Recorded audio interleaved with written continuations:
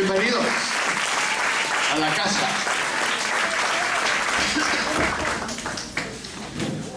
Muy bien, vamos a ir a la Biblia.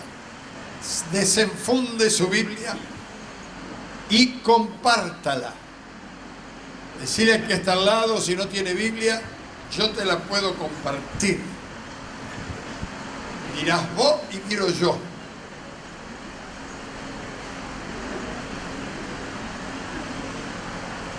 Timoteo, primera de Timoteo. Estamos viendo las cartas pastorales allí. Este fin de semana, este domingo, estuvimos con mi esposa en Junín, visitando una iglesia, un pastor que nos invitó, que está trabajando en la mesa de la federación, que estamos trabajando hace algunos meses. La verdad que quedé impresionado, hermanos. Una iglesia que el predio es una manzana con edificación. Él compró esa manzana, es una manzana y un cuarto. No solamente compró la tierra, compró lo que estaba existente.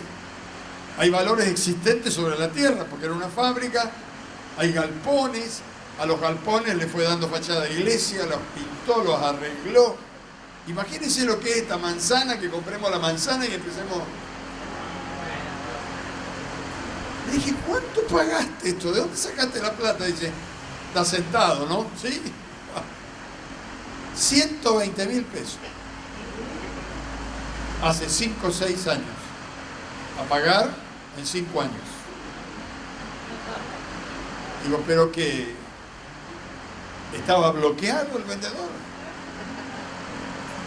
No, es un milagro de Dios. Me mostró, tiene una sala de radio, una sala para televisión de circuito cerrado, una sala de conferencia, toda cubierta con, así como tenemos acá en el altar, él lo tiene todo, para el sonido. Tiene la iglesia para 600 y pico de personas y está ahora remodelando otro sector para hacer un templo para 2000. Como era una fábrica por donde entraba un tren y le traía los elementos de la empresa, ¿no? Después, al no ser más fábrica, sacaron los rieles y le quedó un tren ahí. Entonces lo venían a buscar al tren y dijo, no, también lo compro. Y ¿para qué quieres el tren? Y pero vio cómo es Dios, dice. Nos da hasta los antojitos. Compró el tren y hizo salitas de cuero dominical dentro del tren. Son 2 vagones largos. Lo tiene ahí. Usted pasa por ahí y ve un tren al lado de un templo y dice, ¿para qué? No hay vía y está el tren ahí. La verdad que una bendición. Vinimos bendecidos y ellos también quedaron bendecidos porque traté de darle una palabra de fe. La verdad, hermanos, Dios está haciendo cosas muy grandes. Así que prepárese, Dios va a hacer cosas más grandes todavía. Prepárese. Usted va a hacer un impacto en su trabajo, un impacto en su barrio, un impacto ahí donde Dios lo puso. Algo va a pasar. Gloria a Dios. Bueno, le pedí al hermano Jorge que el domingo a la mañana hablara la continuación del capítulo 2 de Timoteo, pero dice que llegó hasta el versículo 6. Así que vamos a arrancar del versículo 7. En 1 Timoteo capítulo 2, versículo 7, dice, para esto yo fui constituido predicador y apóstol, y aparece entre comillas ahí, entre paréntesis, digo verdad en Cristo, no miento. Y luego sigue, y maestro de los gentiles en fe y en verdad. Si uno saca los paréntesis para leer lo que realmente dice, Dice, para esto yo fui constituido predicador y apóstol y maestro de los gentiles en fe y verdad. Así arranca el versículo 7 y después pasa a otro tema. Pablo está enseñando allí a Timoteo algunas cosas sobre las personas que quieren orar a Dios. Si yo quiero ponerle un título a lo que voy a hablar, para los que toman nota, yo tendría que ponerle a esto personas que conocen la verdad y el verdadero. Porque para poder orar a Dios o hablar con Dios, nosotros no solamente tenemos que conocer la palabra, lo tenemos que conocer a Él. Porque dice Jesús, esta es la vida eterna, que te conozcan a ti. No dice, esta es la vida eterna, que conozcan tu palabra. Dice que te conozcan a ti. Porque la palabra es la que nos lleva a Dios. Yo tengo que conocer la palabra porque ella me manda a Dios. Si yo no conozco la palabra, tampoco lo voy a conocer a Dios. Pero el fin de la palabra es que conozcamos a Dios. Entonces Pablo dice, yo fui, Timoteo, yo fui aquí mandado, enviado por Dios, porque apóstol significa enviado, a predicar, predicador, y a ser maestro de los gentiles. Cuando la Biblia habla de gentiles, habla de no judíos. Los que conocían la palabra, los que conocían a Jesús eran los judíos. Fuera del pueblo judío, nadie conocía a Jesús. Así que Pablo fue levantado para que los que no éramos judíos conozcamos a Dios. Si usted está aquí con hambre y sed de Dios, es porque un día Dios levantó a un San Pablo para que salga del pueblo de Israel a predicarnos a nosotros. ¿Cuántos entienden? Tal vez algunos dicen, no, a mí no me predicó San Pablo, a mí me predicó mi tía. Estoy diciendo que los primeros apóstoles, el Señor no los podía sacar de Jerusalén, no los podía sacar de Israel. Ellos creían que la salvación era para los judíos y punto. Así que Dios se tuvo que buscar un apóstol que no tuviera estos inconvenientes y encontró a San Pablo. ¿Para qué? Para que salga a predicar a todo el mundo. ¿Cuántos sabían esto? Porque están muy callados. ¿Qué es lo que está enseñando San Pablo? San Pablo tiene que enseñarle al pueblo que no es judío a conocer la palabra y a conocer a Dios. Para orar e interceder a Dios, interceder o orar quiere decir hablar. Ustedes saben que las religiones dicen rezar. Rezar no es orar. Rezar quiere decir repetir algo que está escrito. Por eso dice la Constitución, reza de tal manera. Dice, y uno la repite, la reza. Entonces cuando uno dice hay que orar, está diciendo hay que hablar. Cuando uno dice vamos a rezar, dice vamos a repetir. Por eso las religiones repiten los credos y las oraciones que algún santo hizo o el que enseñó el Señor Jesucristo como el Padre Nuestro. Es decir, que hablar con Dios es expresar a Dios nuestros sentimientos y nuestros pensamientos. No los sentimientos de otro, ni los pensamientos de otro, sino los míos. Si yo repito la oración que hizo, qué sé yo, Santo Poroto, y él hizo una oración para que Dios le prospere, y yo necesito sanidad. Si repito la oración de este santo, voy a estar repitiendo y rezando que Dios me prospere cuando yo necesito sanidad. Entonces, cuando yo voy a orar, tengo que saber que voy a hablar con Dios, primero. Segundo, yo no voy a repetir la oración de otro, voy a decirle a Dios lo que siento y lo que pienso. silencio en la noche, ya todo está en calma. El músculo duerme. Cuando alguien no conoce a Dios y nunca ha leído la Biblia, no sabe orar. Fíjense que cuando nos entregamos a Jesús, lo primero que queríamos saber era cómo orar. Nos encantaba oír las oraciones de los que ya estaban convertidos. Y a través del tiempo, a mí me ha pasado, a usted le habrá pasado, estoy haciendo una oración, viene uno nuevito que lo termina todo y dice, no me anota la oración que hizo hoy. Porque piensa que va a aprender de esta manera. Lo único que tiene que hacer es repetir.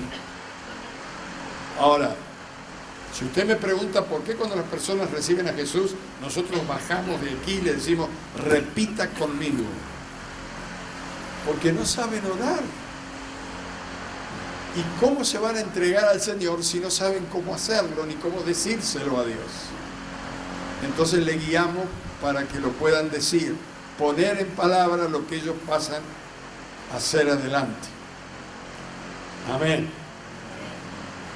Hay muchas personas que conocen su religión, pero no conocen a Dios, desgraciadamente. Hay personas que conocen su tradición, pero no conocen la Biblia.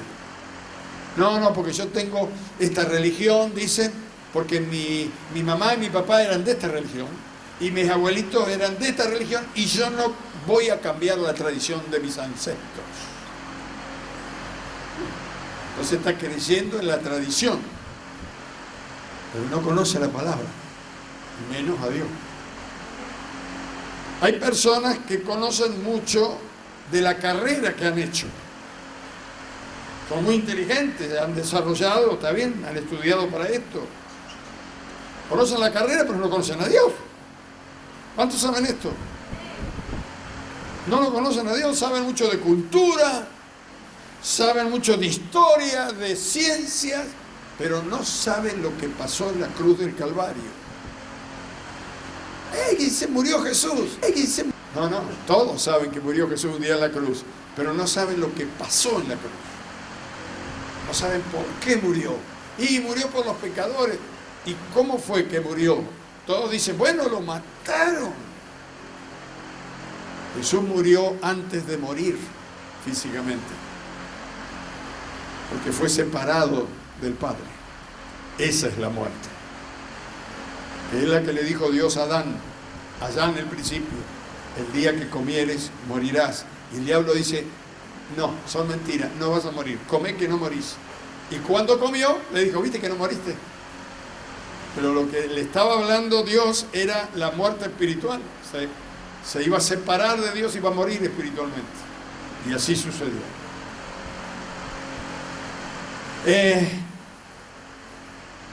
Otros conocen mucho de doctrina bíblica, mire, y estos son los religiosos que están en la fila de los evangélicos. Conocen muy bien las doctrinas bíblicas, no conocen a Dios ni el amor de Dios, entonces se vuelven legalistas. Tenemos muchas de nuestras iglesias que están todavía, que la mujer tiene que usar pelo largo y si no el rodete pentecostal. Que no pueden ir a la iglesia con manga corta, hasta hablan en lengua, como dice un predicador. Usa la manga larga, saca la manga corta. Los hombres no se pueden sentar con las mujeres. Una cosa de loco. Te puedo hacer una lista larga. Esto es legalismo. Esto no es ni salvación ni amor de Dios. No conocen a Dios.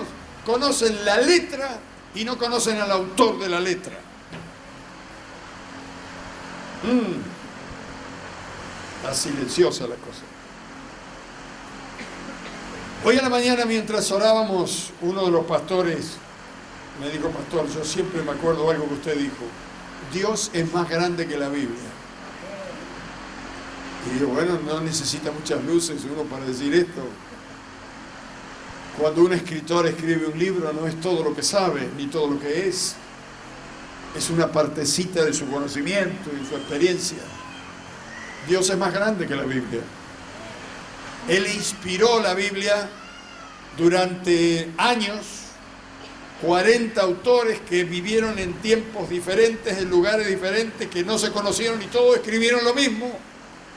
Es el libro más seguro que podemos tener porque ha sido inspirado por el Espíritu Santo y tiene el mensaje de Dios.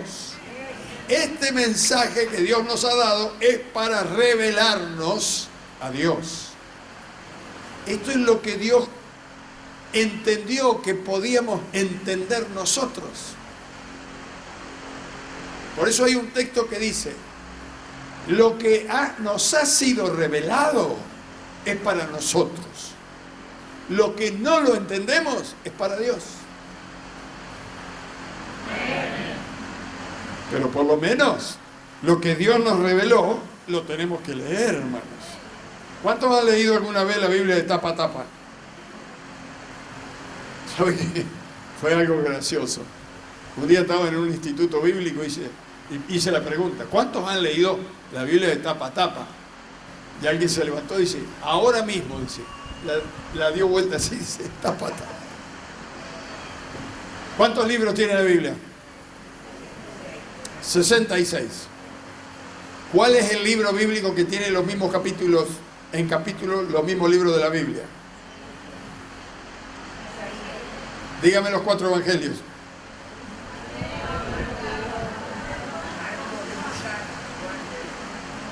Esto es básico, ¿no? Si no sabemos esto, ya. Ahora mire, hermanos, escúcheme bien porque acá voy a romper algunas estructuras. Nuestras tradiciones y nuestras experiencias están hablando de algo que Dios hizo. Si yo digo, déjame a mí que yo tengo experiencia porque yo sé cómo obra Dios, la experiencia que yo puedo tener de la vida natural, puede ser importante, porque Dios dice que en las canas está la sabiduría. Pero cuando nos referimos a Dios, tanto la tradición como la experiencia no sirve. Hablando de algo que hizo Dios, repito. Porque Dios nunca obra igual. No es que lo metemos en un tubo de ensayo a Dios. Nunca repite una forma de su obrar, de su manera de obrar. La Biblia dice que Él no cambia. ¿Cuántos saben esto? Pero Él cambia su manera de obrar. Lo que no cambia es su esencia. Dios es santo y 3 veces santo y no cambia. Lo que no cambia es su ley, su palabra. Pero la manera de obrar, Él la cambia. ¿Por qué? Porque es soberano. Le voy a dar un ejemplo. ¿Con qué abrió el mar Moisés cuando Dios le mandó? Dice, ni una vara. Tocó el mar, se abrió y pasaron mojados. Pasaron en seco. Lo único que se mojó fue la vara. Menos mal que se lo llevó. A Moisés se lo llevó Dios. Y entonces cuando se lo lleva y viene a buscar a Josué, usted se fija en el libro de Josué, capítulo 1, y Dios le habla a Josué y le dice, ahora que Moisés ha muerto, levántate porque tú vas a entrar al pueblo de Israel a la tierra prometida. Y Josué le temblaban las patitas. Y hay una promesa ahí de Dios para alentarlo, dice, de la manera que estuve con Moisés, estaré contigo. Y Josué se imaginó que iba a ser igual. Pero cuando Josué iba con el pueblo atrás y llegó hasta el agua, si hubiera estado ahí Moisés, le hubiera dicho, escuchame pibe, déjame a mí que alcanzame una varita, alcanzame un palito. ¿Sabés qué? La toco acá, la abro así. Menos mal que no estaba. Josué buscaba palo por todos lados, parece que no había palo. Entonces lo mira a Dios y dice, ¿qué hago? ¿Dónde está el palo? La toco con un palo y dice, no. Dile al pueblo que marche y se meta en el agua. No vamos a mojar. Primero los cantores, llamaban a los músicos, y ahí vinieron los músicos. Ya empezaron a entrar al agua. Y atrás el arca. Cuando el agua ya le empezó a llevar a los tobillos, se cortó el agua. Usó la vara. ¿Se abrió el mar? Sí, se abrió, se paró, pasaron. Pero en este caso Dios dijo, ahora quiero que se mojen. ¿Obró igual? No, la manera de obrar fue distinta. ¿Cómo Dios sanó al leproso Naamán? ¿Qué le mandó a hacer? ¿Cuántas veces se tenía que meter? 7 veces. Un río remugriento. Naamán, un alto cargo jerárquico, dice, ¿cómo me voy a meter en ese río mugriento? Habiendo tantos ríos, mucho más. ¡Yo! Entonces dijo el profeta, si no te metes ahí, no te sanás. Ahí te quiere sanar el Señor. 7 veces, a las 7ª vez que entró, salió sano. Cuando Jesús venía caminando y se le cruzó el primer leproso, no le dijo, anda al río, metete 7 veces. Dijo el leproso, si quieres puedes limpiarme. Y el Señor extendió la mano y dijo, quiero. Y fue limpio. ¿Obró igual? Luego vinieron 10 leprosos. Le gritaron de lejos, Señor, ten misericordia de nosotros. ¿Qué hizo Jesús? Aguante, muchachos, que ya voy y los toco. ¿Qué dijo? Vayan, muéstrense a los médicos, que eran los sacerdotes, y los van a reintegrar a la sociedad. Dio la orden y mientras iban, dice, fueron sanados. ¿Obró igual? No, el milagro sucedió igual.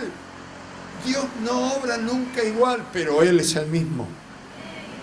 Es decir, hermanos, mi experiencia lo único que me puede ayudar es saber que Dios siempre responde.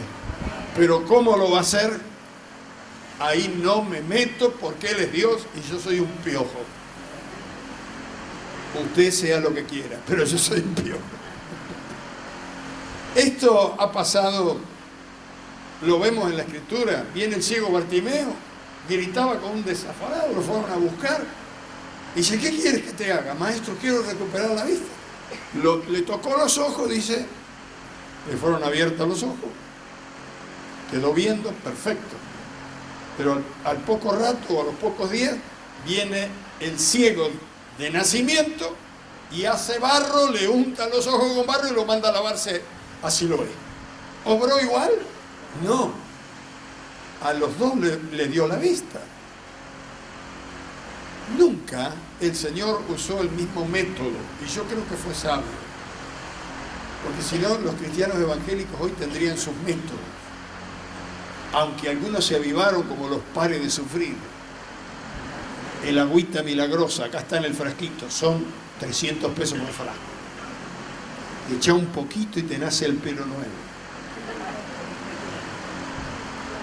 La cruz de no sé qué, el manto de no sé cuánto.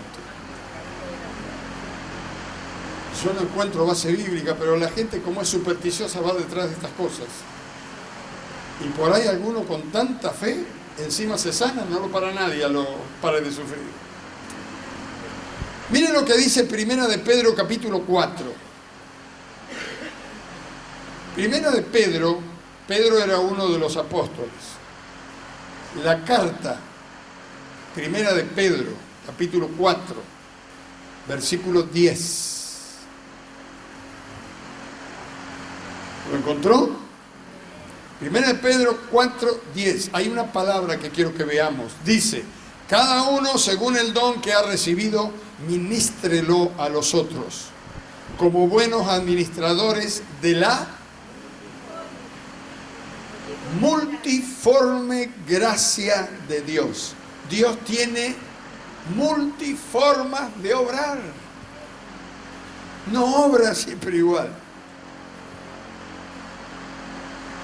¿Vio cuando alguien pasa porque quiere recibir el Espíritu Santo y vienen los que tienen la experiencia?